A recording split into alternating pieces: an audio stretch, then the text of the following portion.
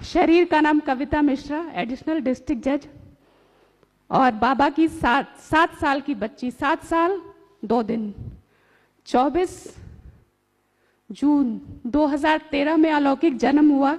जब मुझे बैच लगाया गया, दीदी ने मुझे बैच लगाया था, निमित्त बहन ने, तब से बाबा का ज्ञान हमेशा पढ़ती हूँ और कोशिश करती हूँ सबको पढ़ाने के लिए।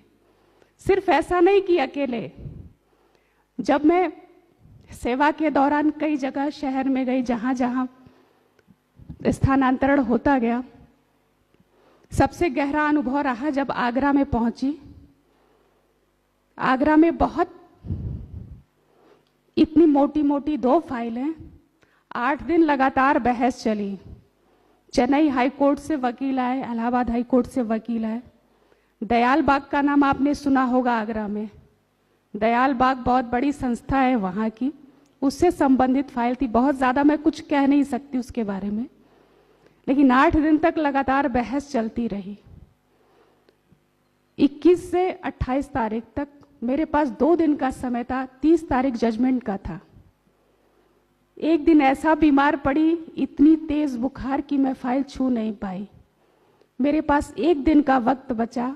बाबा के सामने फाइल लेके गई, बाबा से कहा, बाबा आप सुप्रीम न्यायाधीश हो, अब आपको न्याय करना है।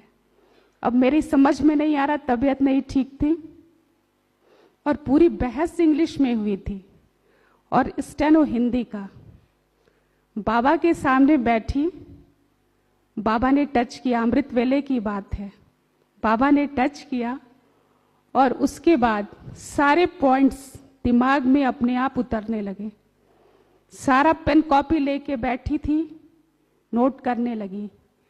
बाबा ने ऐसा न्याय दिया कि सबने यही कहा कि सचमुच जो होना चाहिए था वही हुआ, न्याय हुआ। उस दिन बाबा को मैंने सब कुछ अर्पण कर दिया। अलौकिक जीवन तो हो ही गया था 7 साल का, लेकिन सारी सेवा, घर परिवार, नौकरी सब बाबा को समर्पित कर दी। आज सुबह जब भी मैं बाबा अपने कार्य क्षेत्र में निकलती हूँ, कोर्ट में, बाबा को साथ लेके जाती हूँ, कहती हूँ बाबा न्याय आपको करना है। और हमेशा मेरे पर्स में मुरली, ज्ञानामृत या शिव संदेश रहता है। मेरे पास जो भी आत्माएं आती हैं, बाबा से प्रार्थना करती हूँ कि बाबा कोई भी पात्र हो तो उसको ये संदेश जरूर देना। और बाबा ये कार्य ऐसे कुशलतापूर्वक करवाता है कि मैं खुद ही नहीं समझ पाती हूँ कि मेरा ये कार्य कैसे हो रहा है। अभी रिसेंट बात है, 6-7 महीने पहले की। आगरा में चीफ जुडिशियल मजिस्ट्रेट थी।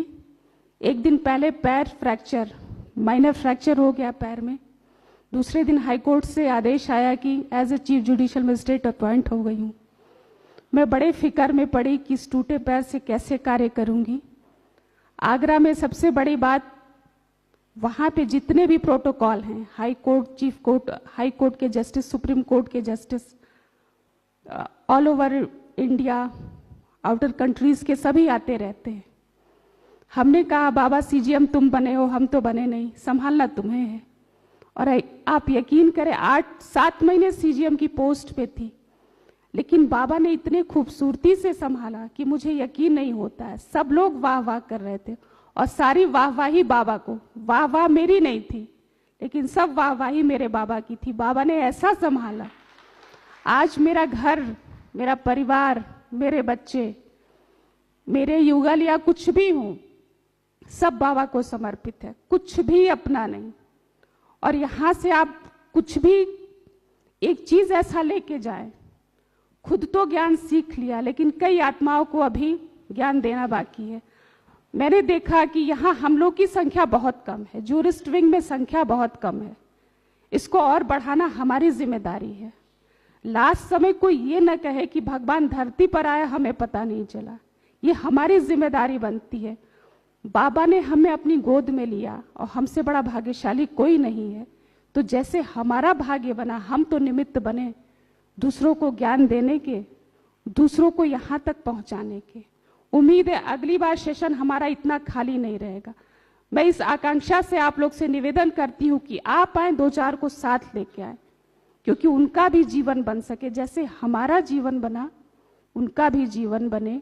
और बाबा का लाख लाख शुक्रिया कि जो आप यहाँ आए, आप ब्रह्मा भोजन कर रहे हैं, बाबा का ज्ञानामृत का पान आप कर रहे हैं, इससे बड़ा भाग्य किसी का नहीं हो सकता, जिसके लिए देवता भी तरसते, जिस ब्रह्मा भोजन के लिए आप यहाँ 7 दिन से हैं, आप ब्रह्मा भोजन कर रहे हैं, तो उसकी कमाल है, उसकी कमाल आप अपने जीवन में देखते रहना।